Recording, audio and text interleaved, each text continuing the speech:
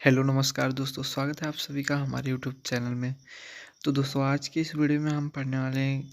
हम इसमें देखेंगे कि कक्षा 12 का जो हिंदी का मॉडल पेपर है दोस्तों, उसमें हम देखेंगे कि 2023 के बोर्ड एग्ज़ाम में प्रश्न किस तरह से आने वाले हैं। ठीक, तो चलिए हम वीडियो को स्टार्ट करते हैं और देखते हैं किस तरह से अब की बार प्रश्न आने वाले हैं। हम पूरे मॉडल पेपर को देख रहे हैं, कितने नंबर के प्रश्न, कौन से प्रश्न आएंगे। ठीक, तो चलिए हम देख रहे हैं, ये आपका है मॉडल पेपर कक्षा 12 का।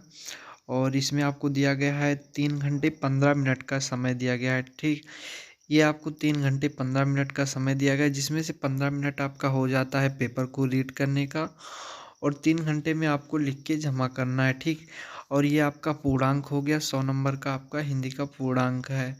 अब इसमें से हम देख रहे हैं दोस्तों, जो प्रश्न नंबर हमारा 1 दिया गया है। ठीक, ये प्रश्न नंबर 1 जो आता है दोस्तों, ये आपका खंड का है। ये बहुविकल्पीय होता है। इसमें से क्या होता है कि आपको कोई प्रश्न रहता है और इसमें से एक विकल्प को चुनकर लिखना है। ठीक, जैसे दिया है इसमें, शिक्षा का उद्देश्य निबंध के लेखक हैं, तो इसमें आपको 4 विकल्प दिया गया है। यही चारों में से आपको जो सही रहेगा इसी तरह से वो चुनकर लिखना है। ठीक, इसी तरह से आपको विकल्प वाले क्वेश्चन दिए गए हैं, तो विकल्प वाले क्वेश्चन आपको दिए गए हैं 5। ठीक, ये आपका 5 नंबर में आता है विकल्प वाला इसमें। तो 5 क्वेश्चन आपको ऐसे छोटे छोटे विकल्प दिए गए हैं, जैसे आवारा मसीहा के रचनाकार हैं। ठीक, बाण भट्ट की आत्मकथा के लेखक हैं। तो ये बहुविकल्पीय प्रश्न आपको इस तरह से मिलेंगे। इसके बाद आपका प्रश्न नंबर दूसरा जो आता है दोस्तों, ये भी इसमें देखने को मिल रहा है, ये भी बहुविकल्पीय है। कामायनी किस युग की रचना है। ठीक, कामायनी किस युग की रचना है, इसमें पूछ रहा है। फिर दूसरा आपको खा में दिया गया है, ये भी बहुविकल्पीय है। इसमें भी दूसरे में आपको 5 बहुविकल्पीय प्रश्न मिल रहे हैं। देखने को मिल रहा है यहाँ पे टोटल 10 बहुविकल्पीय प्रश्न मिल रहे हैं। ठीक, यहाँ पे आपको 10 बहुविकल्पीय प्रश्न मिल रहे हैं, 5 इसमें से मिल रहा है और 5 इसमें से मिल रहा है। तो ये आपके बहुविकल्पीय प्रश्न हो गए। अब यहाँ हम देख रहे हैं प्रश्न नंबर 3 जो आपका दिया गया है दोस्तों। प्रश्न नंबर 3 में आपको क्या दिया गया है, दिए गए गद्यांश पर आधारित प्रश्नों का उत्तर दीजिए। ठीक, ये 5 × 2 मतलब 10 नंबर का ये आपका क्वेश्चन आता है। ठीक, इसमें 5 × 2 किया गया है, इसका मतलब यहाँ पे जो अंडरलाइनिंग किया गया है, धरती माता की कोख में जो अमूल्य निधियाँ भरी हैं, जिनके कारण वह वसुंधरा कहलाती है, उन उससे कौन परिचित ना होना चाहेगा। मतलब ये जितना अंडरलाइन किया गया है दोस्तों, इसका आपको अर्थ लिखना रहेगा, अनुवाद करना रहेगा। नीचे आपको प्रश्न दिया गया है, उन्हीं प्रश्नों का उत्तर देना है आपको इसी पर आधारित। ठीक, अब जैसे आपका पहला प्रश्न दिया गया है, उपयुक्त गद्यांश का संदर्भ लिखिए। ठीक, अब संदर्भ लिखना है आपको दोस्तों। संदर्भ इसका लिखना है कि कौन से चैप्टर का है, कौन सा पार्ट है, इसके लेखक कौन है। ठीक, ये आपका संदर्भ हो गया। इसके बाद दूसरा प्रश्न आपको दिया गया है, धरती वसुंधरा क्यों कहलाती है। अब इसी पे आपको आधारित प्रश्न करना है। अब इसी में आपको दिया गया है, धरती वसुंधरा क्यों कहलाती है। ठीक, यहाँ से आपको पैराग्राफ से खोज कर वो आंसर आपको लिखना है। ठीक, तो इसी तरह से आपको सभी प्रश्नों को हल करना है।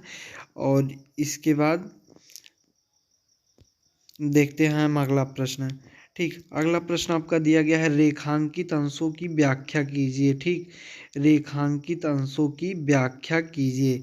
तो दोस्तों रेखांकित अंशों की व्याख्या करना है, तो वहाँ हमने बताया था जो रेखांकित किए गए हैं इनका व्याख्या करना है। ठीक, यही सब जो रेखांकित किए गए हैं। इसके बाद हमारा अगला प्रश्न है दोस्तों, पृथ्वी की देह में किसने पृथ्वी को देह को किसने सजाया है। ठीक, पृथ्वी की देह को किसने सजाया है, ये दिया गया है आपका। इसी में से आपको पैराग्राफ से मतलब ये 5 क्वेश्चन आपको हल करने हैं और 5 क्वेश्चन 2-2 नंबर के हैं, 10 नंबर का ये आपका आता है। ठीक, मतलब और ये पैराग्राफ भी अथवा करके आता है। अगर आपको वो पैराग्राफ नहीं आ रहा है तो दूसरा पैराग्राफ आप कर सकते हैं। ठीक, तो दोनों में से आप जो आ रहा है आपको वही कर सकते हैं। ठीक, ये अशोक के फूल से देखिए लिया गया है, ये भी है। तो दोनों पैराग्राफ में से आप एक कोई भी कर सकते हैं, दोनों में से एक ही करना है, अथवा करके दिया गया है। फिर इसी तरह से वो गद्यांश का हो गया, पद्यांश में भी अथवा करके दो दिया रहता है, दोनों में इसी तरह से प्रश्न आते हैं। इसमें भी दिया गया है दोस्तों, देखिए दिए गए पद्यांश पर आधारित निम्नलिखित प्रश्नों का उत्तर दीजिए। देखिए 5 × 2, ये भी 2-2 नंबर के 5 प्रश्न इसमें भी दिए गए हैं, ठीक। तो ये देखिए 2 नंबर मतलब 2 लाइन अंडरलाइन किए गए हैं, यहाँ पे आप देख रहे हैं, इन्हीं का व्याख्या करने के लिए नीचे दिया होगा प्रश्न हम देख रहे हैं। देखिए यहाँ पे दिया गया है प्रश्न, आपको 5 प्रश्न इसमें दिए गए हैं, ठीक। उपयुक्त पद्यांश का संदर्भ लिखिए। संदर्भ लिखना हमेशा आता है गद्यांश और पद्यांश दोनों में, ठीक। और संस्कृत में भी आपको मिलेगा, आगे अभी हम देख रहे हैं। फिर यहाँ रेखांकित अंशों की व्याख्या कीजिए, और यहाँ पे फिर उसी पे आधारित 2-3 प्रश्न आपको दिए गए हैं, ठीक। 5 प्रश्न टोटल रहता है। इसमें भी अथवा करके दिया गया है, अगर वो नहीं आ रहा है आपको तो ये दूसरा वाला कर सकते हैं, दोनों में से एक करना है आपको, ठीक। तो इसमें भी उसी तरह से 5 प्रश्न हैं, जो आपको आए वो आप कर सकते हैं। प्रश्न नंबर 5 को हम देखते हैं दोस्तों। प्रश्न नंबर 5 में क्या दिया गया है, निम्नलिखित में से किसी एक लेखक का साहित्यिक परिचय देते हुए उनकी प्रमुख रचना का उल्लेख कीजिए, ठीक। साहित्यिक परिचय मतलब दोस्तों आप 10th में देखते थे जीवन परिचय लिखने के लिए आता था ना, तो सेम वही है, बस इसमें थोड़ा नाम चेंजिंग कर दिया गया, अब उनका साहित्यिक परिचय लिखा जाता है, ठीक। तो इसमें क्या है दोस्तों, अगर आप उनका पूरा जीवन परिचय जितना हो उसमें आप उनका साहित्यिक परिचय हेडिंग डाल के जितना लिखेंगे, 3 नंबर आपका उसका हो गया, और 2 नंबर उनकी रचना पर आपको मिलता है। जब उन पर उनकी रचनाएं 2-3 रचनाएं उनकी लिखेंगे, उस पर आपको 2 नंबर मिलेगा। और एक चीज़ आपको ध्यान देना दोस्तों, यहाँ पर एक कोष्टक में लिख के दिया हाईलाइट करके, शब्द सीमा अधिकतम 80, ठीक। 80 शब्द में आपको लिखना है, ये नहीं आप 4 पेज का जीवन परिचय लिख दीजिए, ये कोई बात नहीं है। आपको 80 शब्द से ज़्यादा नहीं लिखना है, ठीक। उसी में आपको कंप्लीट करना है, ठीक। इसीलिए ये शब्द सीमा लिख के देता है इस समय पेपर में, 80 शब्द से ज़्यादा आपको नहीं लिखना है। और इसमें आपको 3 लोग दिए गए हैं, तीनों में से किसी एक का जीवन परिचय साहित्यिक परिचय लिखना है, ठीक।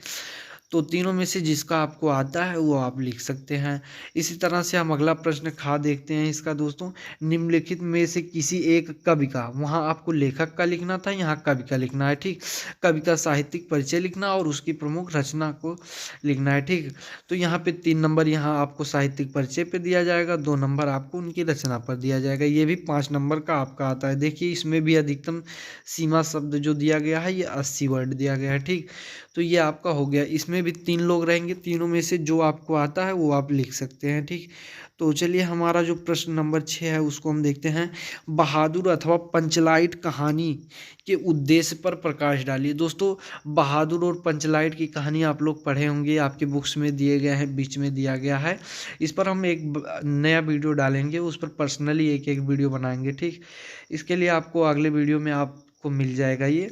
तो बहादुर, देखिए इसमें कह रहा है बहादुर, आप जो पढ़े हैं मतलब बहादुर या पंचलाइट दोनों में से किसी एक कहानी को लिखना है, और वो भी 80 शब्द से ज़्यादा नहीं होना चाहिए, ठीक। ये ध्यान देना है आपको, 80 शब्द से ज़्यादा कुछ नहीं लिखना है उसमें। और अगर वो नहीं आ रहा है आपको तो ध्रुव यात्रा की कहानी कथा वस्तु अपने शब्दों में लिखिए, ठीक। या फिर ध्रुव यात्रा की कहानी आप लिखो अपने शब्दों में। तो मतलब दोनों तीनों में से आपको कोई एक लिखना है, ठीक। अब यहाँ पे अथवा करके आपको दिया गया है, ये भी 5 नंबर में दोस्तों आपका आता है, ठीक। अब इसी तरह से हम आगे बढ़ते हैं दोस्तों। तो 7 नंबर प्रश्न को हम देखते हैं। 7 नंबर प्रश्न में क्या दिया गया है दोस्तों, स्वपठित खंड काव्य के आधार पर किसी एक खंड के एक प्रश्न का उत्तर दीजिए, ठीक। ये भी आपका 5 नंबर में आता है दोस्तों। तो इसमें किसी एक खंड के प्रश्न का उत्तर देना है। इसमें भी अधिकतम देखिए सीमा शब्द 80 वर्ड दिया है, ठीक। 80 शब्द से ज़्यादा आपको नहीं लिखना है। श्रवण कुमार खंड काव्य के नायक का चरित्र चित्रण लिखिए, ठीक। ये क्वेश्चन बहुत इंपॉर्टेंट है दोस्तों, बार बार पूछा जाता है, और ये आपको स्वपठित खंड काव्य के आधार पर दे रहा है, ठीक। जैसे हर क्षेत्र के हिसाब से अलग अलग पढ़ाया जाता है, जैसे हम लोग के यहाँ श्रवण कुमार चलता है, ठीक। अब यहाँ श्रवण कुमार आपको लिखना है, जैसे जो आपके यहाँ पढ़ाया गया है, श्रवण कुमार हो गया, या फिर इसी तरह से आपका रसमर्थी हो गया, फिर इसी तरह से मुक्ति यज्ञ हो गया। तो जो आपको पढ़ाया गया है वही आप लिख सकते हैं, ठीक। तो इसमें से एक ही आपको लिखना है जो आपको पढ़ाया गया है। तो हम लोग के यहाँ जैसे श्रवण कुमार चलता है, अब श्रवण कुमार में भी अथवा करके मिलेगा। अब यहाँ पे दिया है देखिए, श्रवण कुमार खंड काव्य के नायक का चरित्र चित्रण लिखिए। अब उनके नायक का चरित्र चित्रण लिखिए, या फिर कह रहा है श्रवण कुमार खंड काव्य के आधार पर दशरथ का चरित्र चित्रण लिखिए। अब चाहे श्रवण कुमार का चरित्र चित्रण लिखिए आप, या फिर श्रवण कुमार पर आधारित दशरथ का चरित्र चित्रण लिखिए। ठीक, अब दोनों में से किसी का एक आपको लिखना है, तो दो पढ़ के जाना है, दोनों में से एक तो मिल ही जाएगा। ठीक, इसी तरह से आपको फिर दिया गया है स्मृति रश्मिरथी आपको दिया गया है दोस्तों। रश्मिरथी में आपको यहाँ पे दिया गया है कर्ण का चरित्र चित्रण लिखिए। ठीक, अब कर्ण का चरित्र चित्रण लिखिए, या फिर देखिए दोनों में आपको यहाँ पे देखिए दिया गया है, सेम सेम दिया गया है, दोनों पर पूछ रहा है चरित्र चित्रण कीजिए। ठीक, और यहाँ पे मुक्त यज्ञ खंड काव्य के कथानक को संक्षेप में लिखिए। ठीक, तो इसी तरह से तीनों में से चारों में से आपको एक करना है, जो इसीलिए कह रहा है कि स्वपठित खंड काव्य के आधार पर। तो जो आपको पढ़ाया गया वही आप कर सकते हैं। फिर प्रश्न नंबर हम 8 को देखते हैं, खंड खा में दोस्तों। तो दिया गया है यहाँ से आपका संस्कृत स्टार्ट होता है। तो कह रहा है दिए गए संस्कृत गद्यांशों में से किसी एक का संदर्भ हिंदी में अनुवाद कीजिए। संदर्भ हिंदी में अनुवाद कीजिए। ठीक, तो अथवा करके दिया गया है, दोनों में से एक को करना है। यहाँ पे महामना विद्वान वक्ता धार्मिकों नेता से दिया गया है, इसमें से आपको करना है, या फिर आपको दिया गया है हंस राजा तदेव परिसा मध्य आत्मना, इसमें से आपको कर देना। मतलब दोनों में से एक आपको करना है, जो आपको आ रहा है वो संदर्भ सहित उसका व्याख्या करना है। 2 नंबर आपको संदर्भ पे मिलेगा, 5 नंबर व्याख्या पे मिलेगा। ठीक, इसमें और प्रश्न नहीं रहेंगे। तो ये 7 नंबर का आपका क्वेश्चन आता है। ठीक, इसी तरह से उसमें आप गद्यांश हो गया, पद्यांश भी इसी तरह से आता है, संदर्भ व्याख्या करना रहता है। 2 नंबर आपको मिल जाता है संदर्भ पे, 5 नंबर व्याख्या पे मिल जाता है। अब जैसे नमे रोचते भद्रम हुआ, उलूक कश्यामी वेचनम, मतलब ये सब आप जैसे करना चाहें, जो आपको आ रहा है वो कर सकते हैं। ठीक, तो दोनों इसमें भी अथवा करके दिया गया है, इसमें से एक आपको करना है। 7 नंबर का क्वेश्चन ये भी आता है दोस्तों। इसी तरह से आपको करना है। प्रश्न नंबर 9 की तरफ हम आगे देखते हैं। तो प्रश्न नंबर 9 में दिया है दोस्तों, निम्नलिखित मुहावरों में से किसी एक का अर्थ लिखकर वाक्य में प्रयोग कीजिए। देखिए, अब यहाँ पे 1 + 1 2 किया गया है। अब क्या कह रहा है, इसका मतलब क्या है दोस्तों, 1 नंबर आपको तब देगा जब आप उसका अर्थ लिखेंगे। ठीक, किसी एक मुहावरे का अर्थ लिखेंगे तब 1 नंबर देगा, और वाक्य प्रयोग भी करेंगे तो 1 नंबर देगा। ठीक, दोनों मिला के 2 नंबर का आपका एक क्वेश्चन है, और यहाँ पे 4 आपको दिया गया है। ठीक, चारों में से किसी एक का करना है। अब चारों में से जो आपको आ रहा हो वही आपको कर देना है। ठीक, जैसे आपको दिया गया है तलवार की धार पर चलना, टका सा जवाब देना, दाल में काला होना, नमक मिर्च लगाना, मतलब इसमें से आपको एक करना है। ठीक, तो ये प्रश्न नंबर 9 हो गया। इसी तरह से प्रश्न नंबर हम अपना 10 देखते हैं दोस्तों। 10 में क्या दिया गया है, निम्नलिखित शब्दों के संधि विच्छेद के सही विकल्प का चयन कीजिए। ठीक, अब इसमें तथापि का संधि विच्छेद पूछ रहा है। ठीक, अब यहाँ पे आपको विकल्प बहुत मिल रहे हैं। अब की बार हिंदी में देखा जा रहा है, नए सत्र में 22-23 में आपको बढ़ा दिया है, विकल्प कई कर दिया है। उधर देखें हैं आप 10 विकल्प उधर भी कर दिया है, इधर भी लगभग 10 विकल्प कर दिया है, संस्कृत में भी। इधर देख रहे हैं फिर तथापि का संधि विच्छेद है। अब यहाँ पे आपको जो 4 विकल्प दिया गया है, ठीक, जो सही रहेगा उसको आपको टिक करना है। फिर परमेश्वर का संधि विच्छेद, तो मतलब ये विकल्पिक क्वेश्चन हो गया आपके। ठीक, विकल्प वाले इसमें भी 3 क्वेश्चन दिए गए हैं। फिर खा में हम देख रहे हैं दोस्तों, इसमें भी विकल्प है, दिए गए निम्नलिखित शब्दों का विभक्ति और वचन लिखना है। ठीक, अब ये विभक्ति और वचन लिखना है, इसमें भी आत्मना में विभक्त और वचन है। अब ऐसे एक सेंटेंस दे देगा, अब उसमें जो आपका सही रहेगा वही आपको टिक कर देना है। ठीक, ऐसे 4 ऑप्शन रहेगा, चारों में से जो सही है उसी को टिक करना है। 1-1 नंबर का क्वेश्चन ये भी है दोस्तों। तो इसी तरह से ये बहुविकल्पीय हो गया। अब 11 नंबर क्वेश्चन को हम देखते हैं दोस्तों, निम्नलिखित शब्द युग्मों का सही अर्थ चयन करके लिखिए। अब वसन व्यसन दिया है, विवश और व्याकुल दिया है, कवच और भोजन दिया है, मतलब इसके युग्मों के सही अर्थ का चयन करके लिखना है। ठीक, वसन व्यसन का अब आपको 4 ऑप्शन दिया गया है, वस्त्र और आदत दिया गया है, विस्तार और अवध दिया गया है, मतलब चारों विकल्पों में से आपको करना है। फिर ये विकल्प वाले आपके क्वेश्चन हो गए। इसी तरह से हम जानते हैं, आगे बढ़ते हैं। फिर हमको देखिए, देख रहे हैं निम्नलिखित में से किन्हीं 2 वाक्यों को शुद्ध करके लिखिए। ठीक, यहाँ पे आपको 2 वाक्य दिए गए हैं, दोनों वाक्यों को शुद्ध करना है, ये गड़बड़ करके दिए गए हैं। ठीक, एक एक नंबर के हैं। तुम कुर्सी पर बैठे हैं, इस सरोवर में अनेकों कमल खिले हैं, सम्मेलन में कवयित्री ने भाग लिया है, कृपया अनुमोदन करने की कृपा करें। मतलब इनमें से आपको 2 वाक्य को आपको सही करना है। अब जैसे तुम तो कुर्सी पर बैठे हैं, तुम तो कुर्सी पर बैठे हैं, मतलब ये सेंटेंस कैसा लग रहा है आपको? अच्छा नहीं लग रहा है ना, ये सेंटेंस नहीं बैठ रहा है। अगर इसको कर दिया जाए तुम तो कुर्सी पर बैठे हो, तब भी हो सकता है सही हो जाए, बढ़िया हो जाए। लेकिन इसी तरह से आपको ये सेंटेंस सही करना है। ठीक, ये चारों में से 2 सेंटेंस केवल आपको सही करना है, 2 छोड़ देना है। दो जो आप कर सकें वही करना है। 2 नंबर का क्वेश्चन है। अब प्रश्न नंबर हम 12 देख रहे हैं दोस्तों। वीर रस अथवा हास्य रस का अस्थाई भाव के साथ उदाहरण अथवा परिभाषा लिखिए। ठीक, अब वीर रस और हास्य रस का परिभाषा लिखना है, लेकिन उसके अस्थाई भाव के साथ में लिखना है। ठीक, और उदाहरण भी लिखना है। तो इसमें आपको इतना सब आप करेंगे तो आपको 2 नंबर मिलेगा। 1 नंबर आपको वीर रस पे मिलेगा, 1 नंबर हास्य रस पे लिखेगा, और उसको अस्थाई भाव के साथ उदाहरण सहित परिभाषा लिखना है। ठीक, इस पर हम छोटे छोटे वीडियो बनाएंगे। अगले नेक्स्ट वीडियो में आपको ये परिभाषा और उदाहरण जरूर मिलेंगे, ये आप जाके फिर देख सकेंगे हमारे चैनल पे। ठीक, ये 2 नंबर का क्वेश्चन आपका हो गया दोस्तों। फिर खा देखते हैं, श्लेष अथवा उत्प्रेक्षा अलंकार का लक्षण अथवा उदाहरण लिखिए। अब इसके लक्षण लिखना है और उदाहरण लिखना है। फिर दोहा अथवा सोरठा छंद का मात्रा सहित लक्षण तथा उदाहरण लिखिए। 2 नंबर का क्वेश्चन ये आपका दिया गया है दोस्तों। ठीक, अब प्रश्न नंबर 13 हम देख रहे हैं दोस्तों। प्रश्न नंबर 13 आपका अथवा करके दिया गया है। बैंक में खाता खोलने के लिए बैंक प्रबंधक को आवेदन प्रार्थना पत्र लिखिए। ठीक, अब खाता खोलने के लिए आपको प्रार्थना पत्र लिखना है। फिर यहाँ पर दिया गया, अगर वो नहीं आप लिख सकते तो फिर शहर में फैली संक्रामक बीमारी की तरफ जिला अधिकारी का ध्यान आकर्षित करने के लिए आवेदन पत्र प्रार्थना पत्र लिखिए।